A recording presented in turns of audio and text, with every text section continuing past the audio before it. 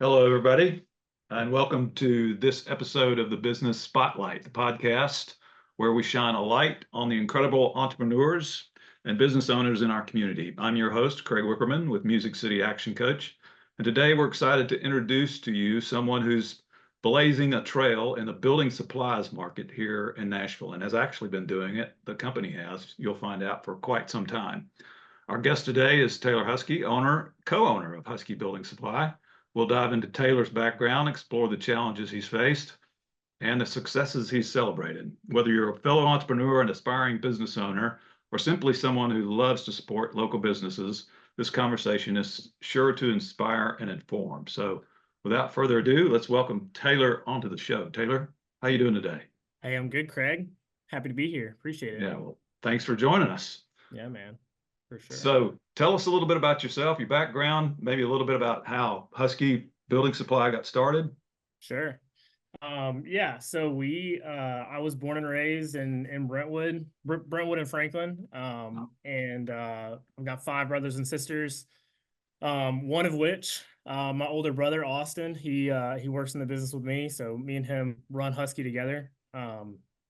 It started back in 1945. My grandfather and his brother came home from the war, and Clay Huskey, my grandfather's brother, started building houses, and he built a house, had some leftover lumber in the yard, and guy came up and said, "Hey, how much do you want for this leftover material?" And he sold it and said, "Hey, that worked pretty well." So he got some more material and set it in the yard, and that sold. And he kind of said, "Well, I think I might have a business here, you know." So pretty organic. So Clay and Cecil kind of ran it together, and then Clay decided he wanted to go build houses full time, and so he did that. And my grandfather Cecil ran the business up until somewhere in the 70s, and then he passed away, and my dad took over. And then I guess about 2 or 3 years ago, my dad retired, and Austin and I took the reins from him. So we're third gen in this thing, and excited to have the opportunity to continue to grow it, you know? Yeah, it's really something to be celebrated because businesses like that stay in business and flourish for that period of time over three generations, that's not very common. Yeah, it's rare. And we were very aware, kind of growing up, aware of these statistics. I think the general life cycle of a family business is you have the founder, who really lays the roots, and you have the guy that kind of grows the business, the second generation, and by the time it gets to the third generation, generally they screw it up. So it's something like, less than 5% of family businesses make it past the third generation. Austin and I growing up were very aware of that, always kind of had a bent toward the business, Mhm. and we're still well aware of that, and we're planning to get it to be in position to hand it to the fourth generation. Will the fourth generation want to take it or not? That's, that'll be up to them, but we certainly want to be in a position to give it to them. Right. So I imagine you worked in the business before you became owner for some period of time. Yeah, for a long time. So the rule in our house, if you're a boy, was at 13, you were required to get a full-time summer job at the lumber yard. And that started, so you started 40-hour work weeks at 13, which was not fun to do. I can remember many nights pleading with my dad and mom on the floor of their bedroom to not make me go to work the next day. It's hard when your friends are sleeping in until 10 and they're playing video games and basketball and staying up late, and I'm, in bed by 9 o'clock, getting up at 6, and hitting the yard by 6:45. So it was a little bit different growing up like that, but I think it instilled in Austin and I both a really strong work ethic. Mhm. It really wasn't given to us, right? The opportunity was given to us. But we held just about every position that you can hold within this organization at some point for some type of time period. Mhm. Um, and then just worked our way up to leadership. So it's a cool, it's cool that dad had the foresight to kind of do that.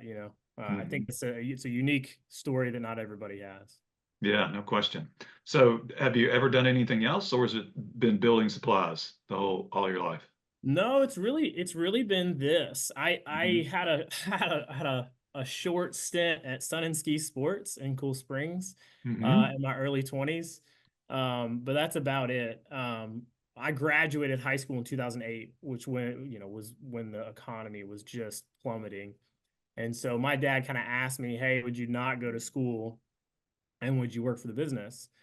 And I was disappointed, to not get to again kind of go with a bunch of friends that were going to school. But man, it was a great learning experience for me, and I was happy to do it, thrilled to do it, honestly. Um, Ended up getting the opportunity to go back to school for a year in 2000, I guess that'd be 2011, um, and got up to Cookeville at Tennessee Tech. And man, I realized in December of that school year that I was just wasting time. Mm. And Austin had actually gone up there with me, and we kind of both came to the same conclusion separately, which was that, man, we already know what we want to do. We're just wasting our time up here. There's no reason that we need to spend 3 more years getting a degree, a piece of paper. We Mhm. need to go learn the business and be prepared to take the reins when it's time. So that's what we went to do. And so it was 2012. I guess we both came back full time, and we've been in it ever since then. No, that's awesome. So Yeah. you've sometimes the next generation is not really wanting to follow in the footsteps of Oh the yeah, parents. And for sure. in a lot of cases it's like yours, but it seems more often than not that you run into folks who don't want to they want to go out on their own and do it. You know what I mean? Yeah, for sure. I think, it's an interesting position to be in because I think there's a side of me that sometimes doesn't, you don't want to tell anybody that the success that you have you didn't 100% do on your own, right? There's a certain sense of pride that comes with being quote unquote self-made. Hmm. Um, But man, I look at it as what a privilege and what an honor it is to stand on the shoulders of, my grandfather and my dad. And that's what you want, right? As a father, for your son to be able to do that and step into that. Like, I just think anybody that's, well, I don't know that anybody, but a lot of people that are successful, right? They get there largely because of strong mentors or parents, right?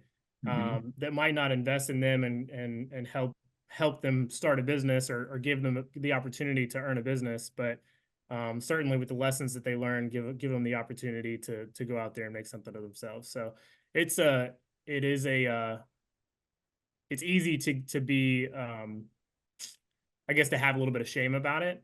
But man, mostly like that's what gets me up at night or in the mornings is the name your name's on the sign, and it's not just your Hmm. name, it's your father's legacy and your grandfather's legacy. So it is a cool thing, I think. That is a very cool thing, and you've got the right perspective because there is a certain amount of pride that goes along with that. You know, just like we were talking about, that's not easy for a business to continue. I mean, think about how things have changed Oh over yeah, the for last sure. 80 years, over the last 10 years, much less the last 80, right? Yeah. And what's interesting, Craig, is art space, specifically the building materials space, used to be, and still there's a lot of independents out there, but it used to be predominantly independents, right? Hmm. Family owned businesses. Think about your local lumber yard, right? In Yeah. this town XYZ, right? Um, and in the past 10, 15 years, there's been so much consolidation, so many bigger corporations buying these smaller mom and pop because they don't have kids that want to take it on. They Hmm. don't have anybody else that wants the business, right? And so I think that is there's a little bit of sadness that comes with that for me because I think the American dream was built on small business, and this is still, although we're not tiny, we still consider ourselves small business. So Right, right. Well, I think it's really cool that you guys, in the midst of that, have been able to persevere and carry the torch. So, yeah, well, thank you. so tell me, between you and Austin, which one of you guys, well, what are your strengths? Where is it that you fit, and where is it that Austin fits? Yeah, so back when dad was really thinking about, okay, these two boys are really kind of showing up and making strides, and he wanted to make sure that that we both had good fits, and fit the right roles for the business. And he didn't want to just appoint somebody CEO or somebody, CFO because of their last name. He really wanted to be the right guy for the business. And that is one thing I will really tip my hat for my dad, is he wanted to put the right guy in the right position. And so he brought in some outside help to do that. We spent some time with an organization that kind of helped. They spent a lot of individual time with Austin and I, talked to a bunch of people that worked for us at the time. We were both managers, and had us take kind of several different tests, and then kind of brought dad the results and basically said, hey, like, we think Austin really fits here and we think Taylor really fits here. And that's the way you should do it. And that's what we've done. So it was Austin that they put in the CEO role. He said, hey, he's the leader. He's the guy that really needs to carry the torch and lead the company from a operational perspective. And Taylor is really, he's not flat out. They were just like, he's not a great manager of people. He's more a sales guy. He'd be great at managing a sales team and growing the sales department. So you put him over that would be good. So that's kind of what we worked towards. And those are the roles that we currently hold. He's CEO, and then I'm responsible for all the sales guys and that department, keeping the revenue going. That's great. And so how long have you guys owned? So we've owned it for about, I think, coming up on 3 years. 3 years. Wow. So you guys are just really kind of fresh out of the gate then.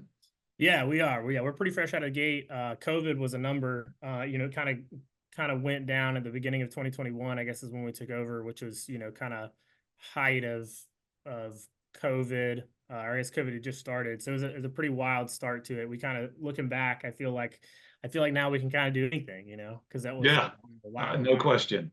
Because I remember building supplies when I don't know, was it like midsummer of 20, maybe later, when the shortages started getting really bad? Yeah. And building supplies were like, good Lord. I mean, I think I can't remember what the price was. Somebody said the 2x4s were like 10 times what they were a year ago. Is that about right? You went from OSB that typically costs, like, I don't know, $7 a sheet to OSB costing $40 a sheet. I mean, Crazy. It was insane. It was and it was, you couldn't get it either. I mean, it was a very, very challenging time. We generally price guys, our bigger builders. We kind of have like a 30-day, lock is kind of the way we do it. And we reprice every 30 days to follow the market. And things were changing so fast, and numbers were changing so fast that we went to weekly pricing for everybody. And it just wasn't an option. We had so much kickback on that, but it was just the state of affairs where it was a wild, wild time. Yeah, right. And so was building and construction confined during the pandemic at all, or did they let builders build? So yeah, they let builders build. So we were deemed essential, and it's actually kind of crazy. My day-to-day, I was in full-time sales at that point. So I was an actual sales guy in the field, going to job sites and helping specific builders with jobs. And my day-to-day did not change one bit during COVID. Wow. Which is a pretty unique thing, because there wasn't a whole lot of people, I think, that can say that. But I mean, you still had to, everything was still a go, as long as you had material to ship, and framers kept framing, and we kept going. Yeah. Was there was nobody breathing down your neck to comply with wearing masks and doing all that stuff, was there? Oh, no, not on job sites. Yeah, I wouldn't think so. No. Yeah, I wouldn't think so. Yeah. I mean, when you stop to go in the gas station, they want you to put one on, but that was about it. Yeah. Yeah. So you guys, interesting. Born in Brentwood. True unicorns, right? Yeah, man. We've seen a lot of change, I mean, it's obviously our business has benefited greatly for all the growth that's happened in Nashville, but it is pretty crazy. I now live, I live out 840 kind of Thompson Station-ish area. Mhm. and going out there from Brentwood, you pass the Goose Creek exit. And I remember being little and going out to Goose Creek for something and just thinking, man, this is the country out here. This is way out there, you know? Yeah. And now it's just, I mean, like, you know how it is. It's crazy. Yeah. Yeah. Yeah. Well, I Wow. grew up in Alabama and had been coming to Nashville for Lord knows how many years. My wife is the same. And, obviously can remember before the mall there was Yeah. built. I mean, it was just open fields back then. Of course, the interstate was only 2 lanes, but that's eons ago, and the growth over the last 5 to 6, 7 years, it seems like it's been explosive. And I'm sure has helped. Yeah. It hasn't hurt your business. And so I No. would imagine prices have come down, at least some from the pandemic shortages. Yeah, so lumber is actually has been at historic lows for the past you know, going on probably 12 months or so. Oh, wow. I didn't know that. It's been very, very cheap. It's actually just a couple weeks ago it started to take a slight tick up. Mm-hmm. Um, but yeah, it's been cheap right now. I mean, it from a lumber perspective, now that doesn't touch your, all the appliances and all that stuff, windows and doors and all that stuff hasn't really come down. But lumber it's a good time to frame a house from a cost Mm. perspective. Wow. Uh, yeah. So the building community, though, I'm sure has kind of slowed down some, right? Hasn't it? Yes, yeah.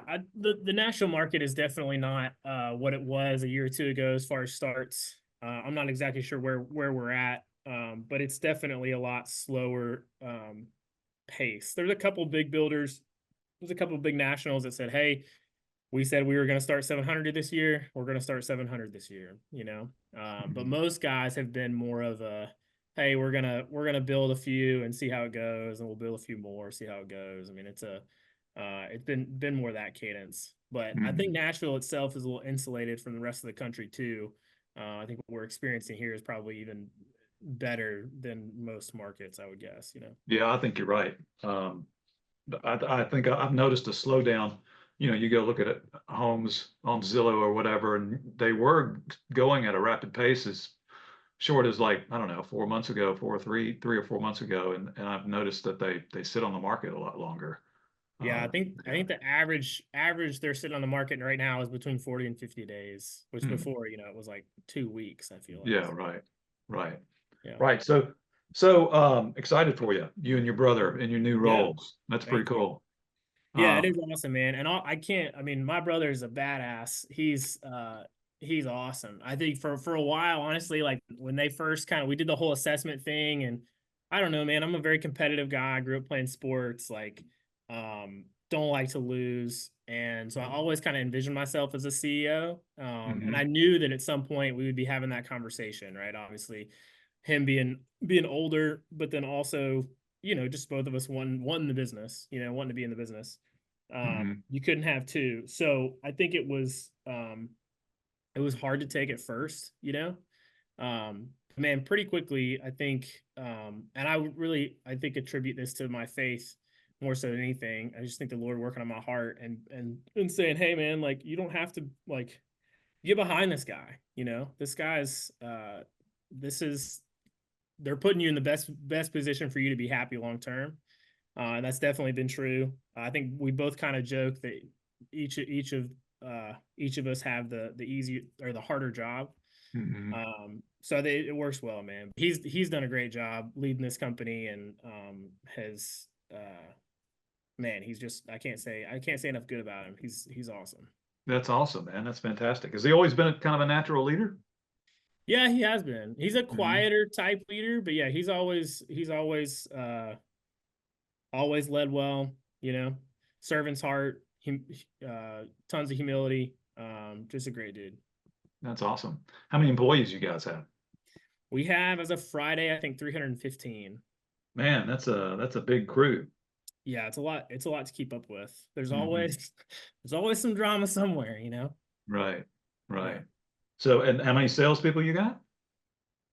I manage how many? 16 salespeople. 16. And where are they mostly selling? What territories do they have? What territories do you guys have coverage in? Let's put it that Yeah, way. so we just service the Nashville market. So we Wow. kind of say like a 75-mile radius from Nashville is kind of where we like to be. And everybody's in this market, right? You think about a builder is gonna have, they're gonna have a neighborhood wherever they can get dirt, you know. So we don't Hmm. really split it up counties or city wise. It's kind of, hey, who can you develop the relationship with, right? Hmm. So that gets a little can get a little clunky sometimes, because that is a fair amount of people to be in the same market. But there's a lot of growth here. There's a lot of builders here. A lot of suppliers here. It's a very competitive market. With Yeah, well, it's just a very competitive market in this space, right? Hmm. There's a lot more building supply companies than you would think there are in this market. Yeah, interesting. That makes it somewhat of a challenge. Absolutely, it's very H- challenging. Yeah. How do you guys differentiate yourself? What's your unique selling proposition? Yeah, sure. So I would say that we're not the greatest at the sales pitch as far as that goes.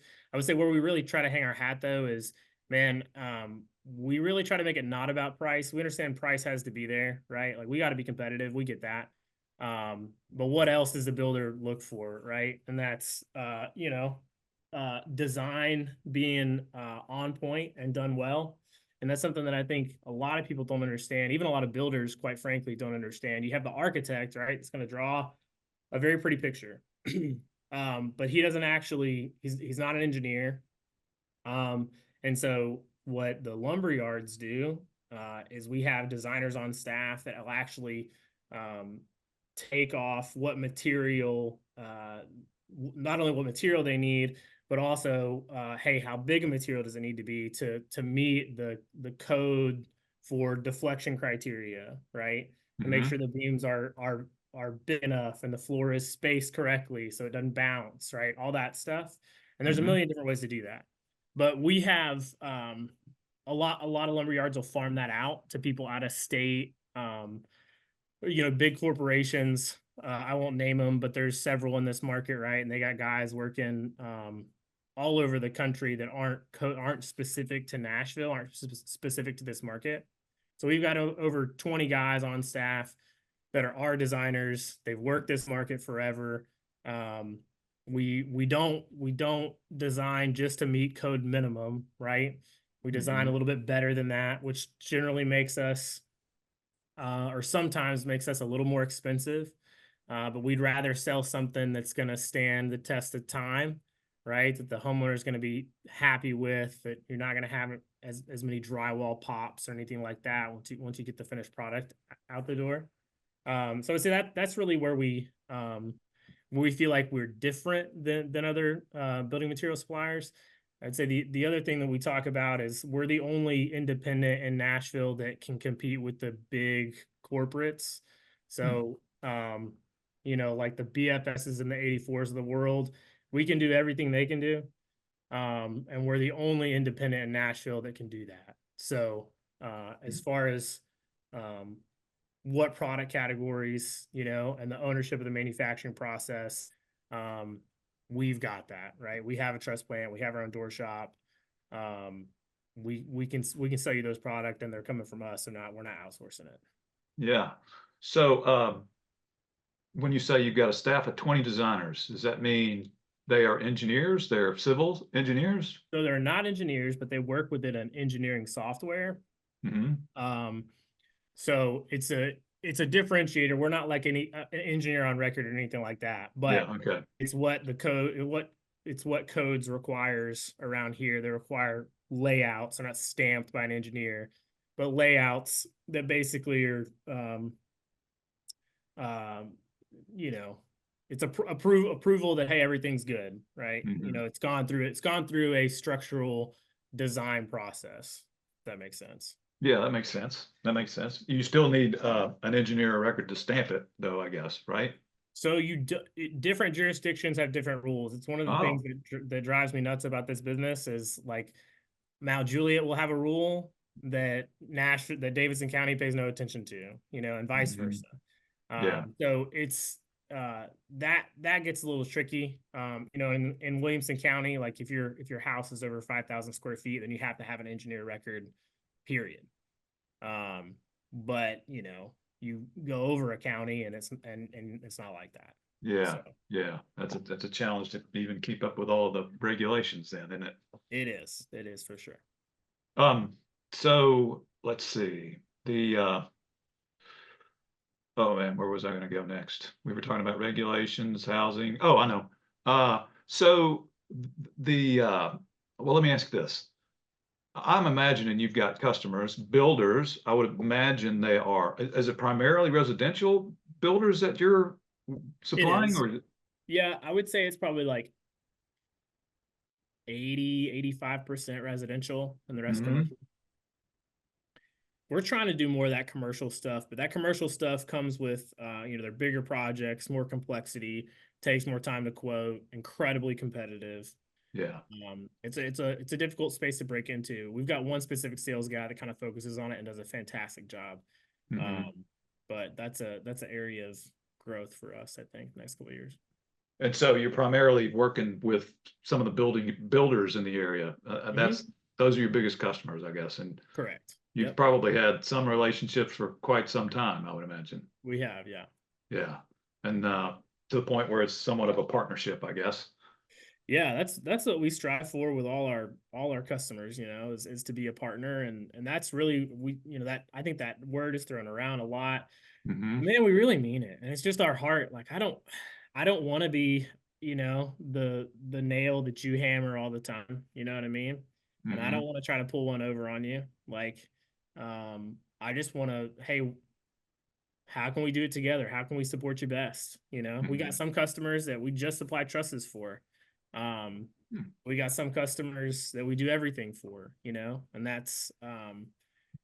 I think that's primarily just because that's where our heart is, right? Hey, if you've got other guys that do a really good job in all these other areas, fine. That's okay, where can we fit? Where can we actually support you and best, right? Long term. And try Yeah, to make right. the long-term decision, right? We say that all the time too. It's like, hey, like I don't want this house. I want the next house and the one after that and the one after Mhm. that and the one after that. And I get there, we believe we get there by making it a relationship and doing what's right, even when it's hard, right? Yeah. Um, you don't you got to think long term in this business. Yeah, no question. No question. Is it hard to displace um, competition who's in bed with a builder? Yeah, very hard. Yeah. Very, very hard. Yeah. Because I mean, at the end of the day, it's all about relationships. I think this industry, and I assume that it's most industries like this, but relationships are paramount. You know, um, you don't have a good relationship with somebody, then you're just a number to them. You're not going to have near the ability to sell them near as much stuff unless you're just the cheapest. Hmm. Right. And And you that's no certainly fun. don't want to It's be not fun. there. It's not fun business. No, no. Yeah, that's, kind of a death wish to be doing that. Yep. And so you've got to be on your toes. And when you say that you've got some customers that you just supply trusses to, I imagine they had a vendor who was not filling the, Yep. expectations there, and so you kind of slid in, Yeah. and so now it's like you got to watch your everything and make sure you're loving them up as much as you can. Yeah, for sure. For sure. Yeah. And you always hope that you get the phone call when their supplier on their loose material slips and they say, hey, Taylor, will you guys look at doing loose lumber for us? We Hmm. would love that phone call. Yeah. So we're happy to start with as little a thing as they'll give us, Hmm. and then try to work our way, further and further into selling them more product. And if that doesn't happen, like that's all right. Like we understand we're not going to win them all, and we're not for everybody. Right. Right. And that's okay. So let's see. Oh gosh, I had another thought that just escaped me. But oh, tell me, this is a simple one. You've been in the role for 3 years, right? Mhm. In the sales role the whole time. Were you doing sales before you became owner at all? Yeah, so it's actually interesting. So I was in sales for I guess 3 years, and then Hmm. and kind of part of that was kind of through the ownership stake. Um, so I owned it and was just a sales guy, and our sales manager retired last. I guess it's almost a year ago. So I've been kind of the CRO of the company, leading the Hmm. sales team for just the past 12 months. Awesome. So Yeah. what's the difference between being a sales guy and managing sales guys? Uh it's a lot harder than I thought it would be on a lot of levels, but also, man, it's a ton of fun.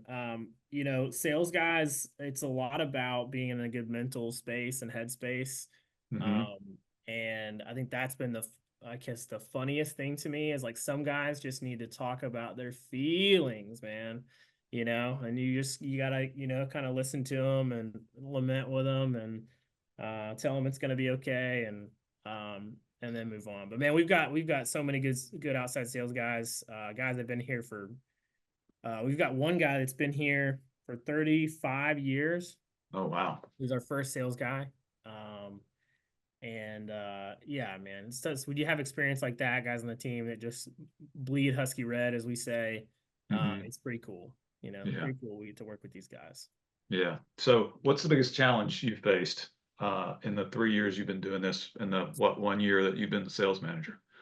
Um, man, honestly, I think um so there's so many ways I could answer this question.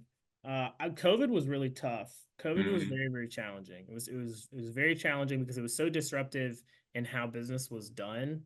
It was very uncomfortable because you got used to doing business a certain way and there was a certain cadence, and then that was really disrupted. So it was hard to have those conversations with customers, Hmm. even though you knew that you know everybody else was having those same conversations with those guys. Just wasn't pleasant. It was really difficult. Yeah. So Yeah. I say that is hard.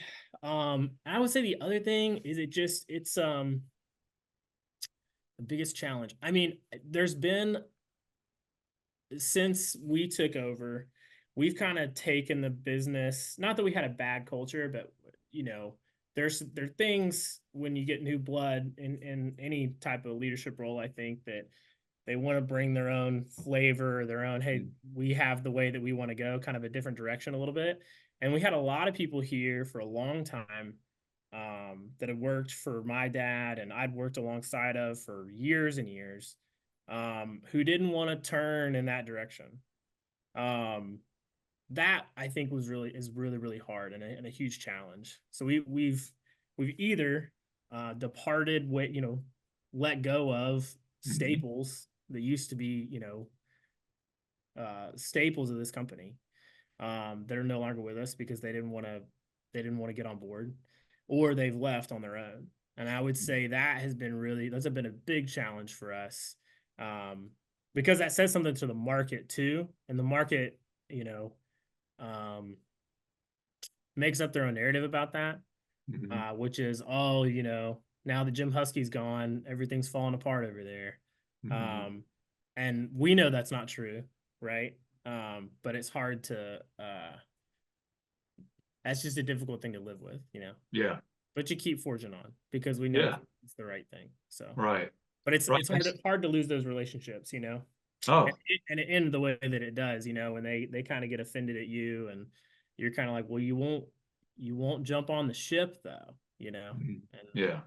they just don't want to. They don't see that is the right thing because they're used to the old thing.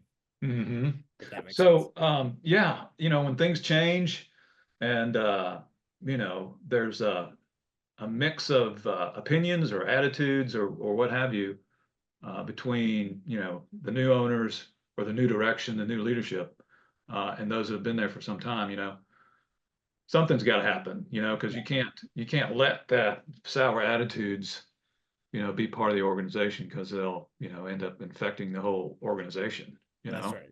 So shedding them off is an important step. So have you guys taken the steps to, you mentioned culture before, have you taken the steps to kind of clearly articulate, cultural boundaries, what's expected, behaviors, and those types of things? Yeah, I mean, I'm not in like a super official way, but Uh-huh. we're trying to become more and more a company that's just about people more so than anything, right? We are in the building materials space, and our goal is to serve our building partners and suppliers well, as well as our employees, our team members, and really to grow those team members. I think is like one of our biggest passions and focus. We've got over 30 books in our library that we constantly are doing voluntary book clubs on. They're free books that people can take as long as they're committed to read them. Books like I see you have Good to Great back there. I think that's what that title is, right? Good to Great, Extreme Mhm. Ownership, even the Road Back to You, the Toyota Way, the Goal, all that kind of stuff. 2 Second Lean. Um, we're really big on business, practical process growth, and then also personal development and leadership growth. So that's what we're trying to be more and more about. I think every day is just we're about the success of our people, because we know Mhm. if our people succeed and are growing, then they're going to take care of our customers at the end. Mhm. Yeah. Has that been something you and your brother have kind of initiated, or has that kind of been part of your dad's culture too? No, it was really Austin and I think Oh. Austin really more so than me, Hmm. to give credit where it's due. And we've got, additional upper leadership that participate in a huge way in that. But yeah, it's been cool to see it grow to what it has become. It's already a lot more prevalent, and there's a lot more people engaged in that type of stuff on a week in, week out basis. And it's exciting to see it kind of gain the traction that we were hoping for. Yeah. Yeah. Right. So let me ask, I'm going to go revisit a topic. Your Yeah, transition from sales guy to manager. yeah. Did you have any education, training, any guidance, mentorship in making the transition? Or were you kind of, oh, he'll figure it out and you kind of figured it out? Sure. I mean, Jack Christians was our old just really general manager and sales manager. So definitely him. He was a great mentor to me. Still is. I'm having lunch with him on Friday.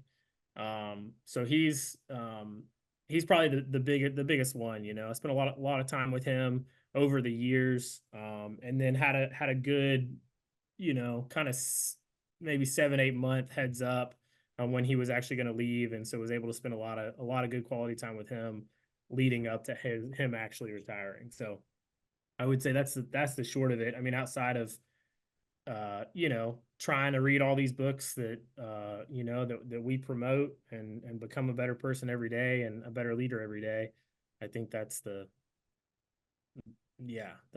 it, I guess. Yeah, well, it's great you had someone mentoring you, right? You had Oh yeah, somebody who had been in the role and been responsible for it and kind of, guided you along the way. yeah, So, absolutely, yeah, that's means absolutely. a lot. No, it means a ton, and he's still available for phone calls. We thankfully haven't had to call him a whole lot, but definitely have a few times. Hey Jack, um, what's what would you do here? What would you do there? Probably need to do that more, honestly. But no, he's there. Which is Mhm. great. Yeah, Great right. benefit. And how have you found the labor market here? Do you guys experience, I mean, you had to let some folks go because they weren't buying into the new culture or new way or Yeah. new vision, but on a day-to-day basis, do you find it hard to keep people employed and engaged? I would say we're doing a better job of it. We've spent a lot of time, effort, and energy around learning how to identify the right people for the right roles. Mhm. So two things that we do that we're pretty intentional about. One is I guess 3 years ago, maybe we hooked up with this company called Culture Index, and it's similar to Mhm. like Disc, if you've heard of Disc. Yeah, sure. Um, but we make every single potential employee take that test, and we look Hmm. at it, and we've been trained on it. Every manager at Husky has been trained on it, and we actually have a monthly call with Culture Index, where we can kind of bring case examples and stuff like that. But basically what we're trying to do is say, hey, based off of this person's natural personality, are they gonna be good for this job or not? Right.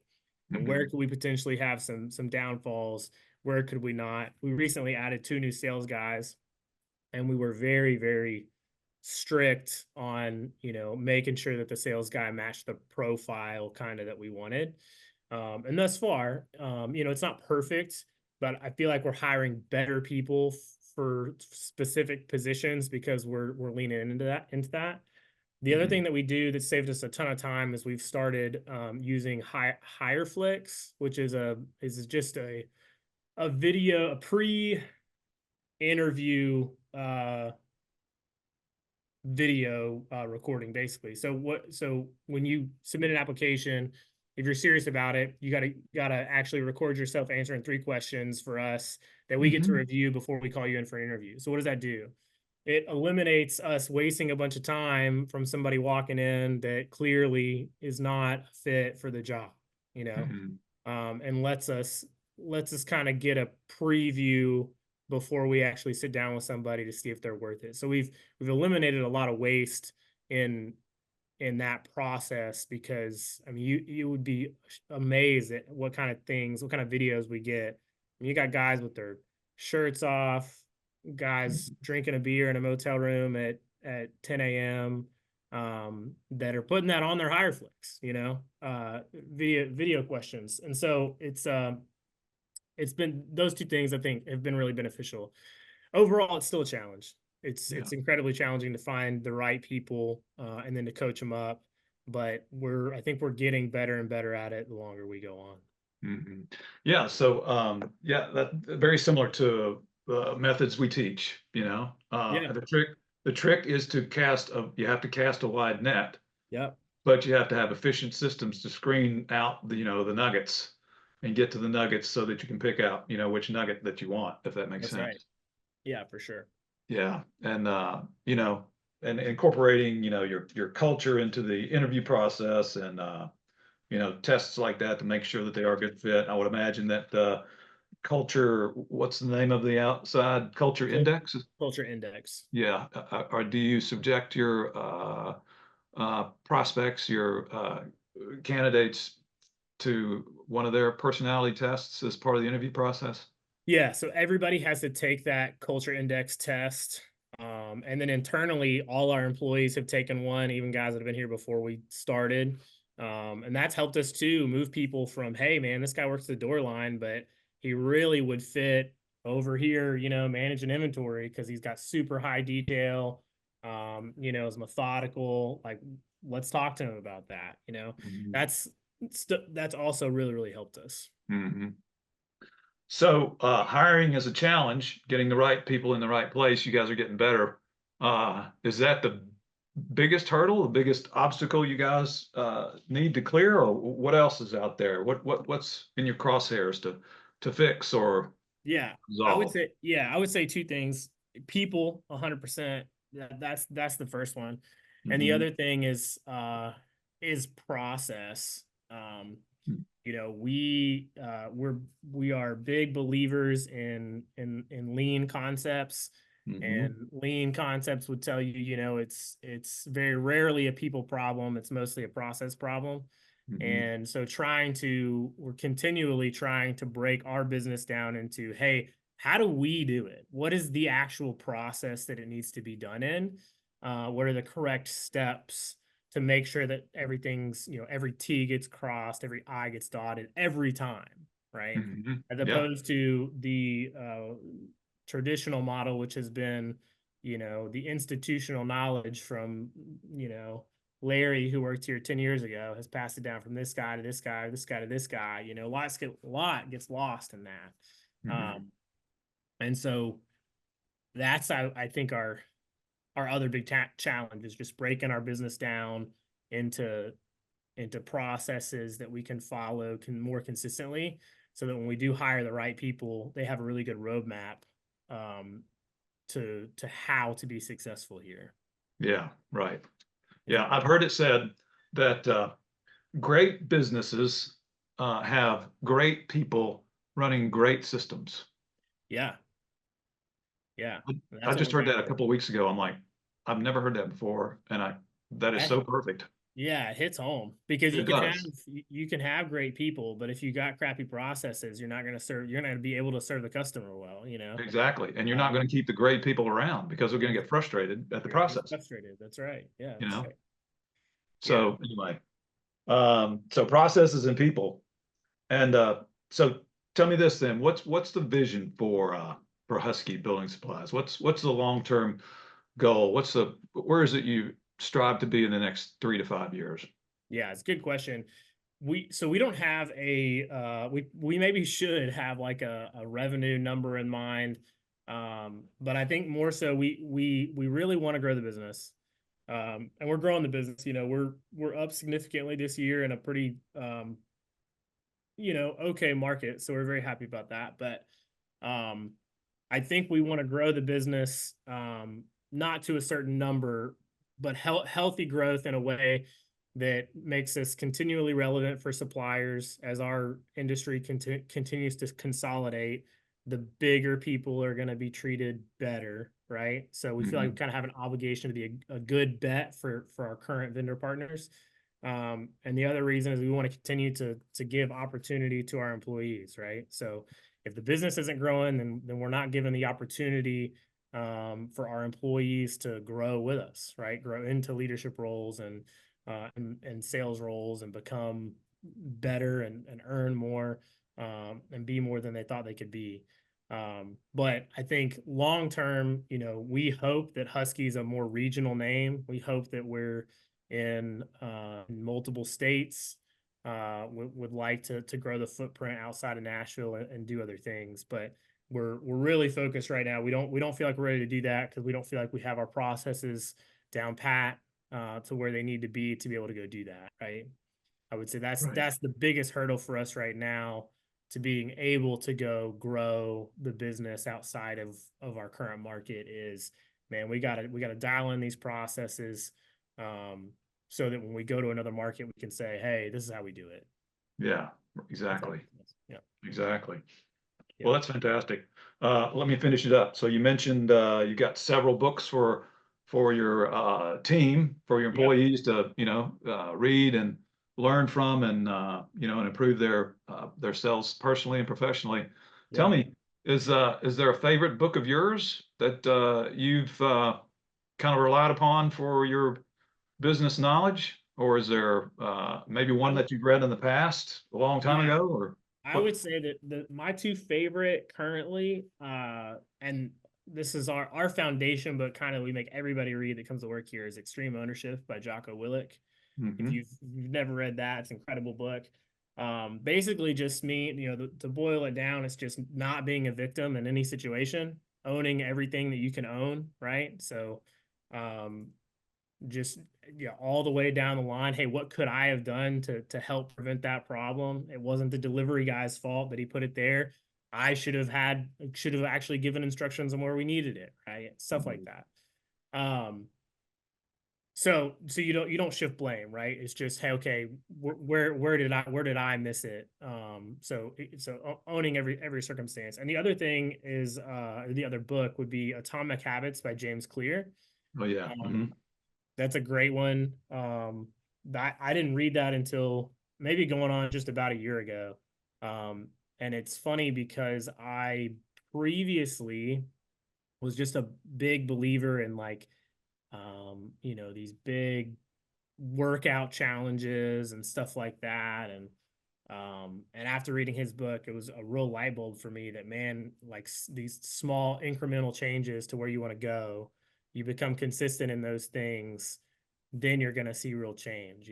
But rarely can you flip a switch on any type of habit that you want to create or stop, um, and it actually stick. You might be able to hang on to it for a certain period of time, but if you're not slow, if it's not a slow, consistent build, it's not going to stick with you. And that's been um, a big cornerstone, but for me for the past year. Yeah, that's a great book. And there's so much in there. And to create new habits is really a pretty straightforward, method. Just Yeah. stack it next to another habit, Yeah. that you have already done, and then, like reward yourself or, celebrate the fact that you've did it that day. Yeah.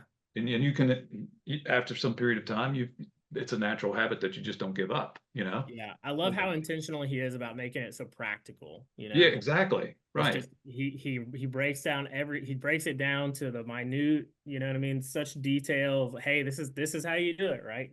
Tie it to something you want to do, tie it to something else you already do every day, Yeah. Yeah. those things. It wasn't just a long speech about how you just you got to persevere kind of do it anyway. It was a no, let's break it down into all the details and how you can really make it practical and how you can start tomorrow, Yeah. it's very That book's been out a few years now, and I remember seeing it on the bestseller list for a long time. So yeah, that's a very popular book and a very good read. So it's a great uh, book. Yeah. uh, Taylor, man, it's been a lot of fun, dude. Yeah, thanks, Greg. It's been a Yeah, blast, man. I to appreciate learn you. about your business, the history, where you guys are going, what your challenges are, what your vision is. It's a ton of fun to, learn what you guys are doing, learn, and to share it with community. Yeah, for sure. No, I appreciate what you're doing. It is I think the entrepreneurs out there and business owners out there, I think until you do it, I think you don't really realize how hard it is. That is one thing I've told many of my friends that they said, "Hey man, like how's it going?" And my candid response for a while was like, "Man, honestly, it's just a lot harder than I thought it would be.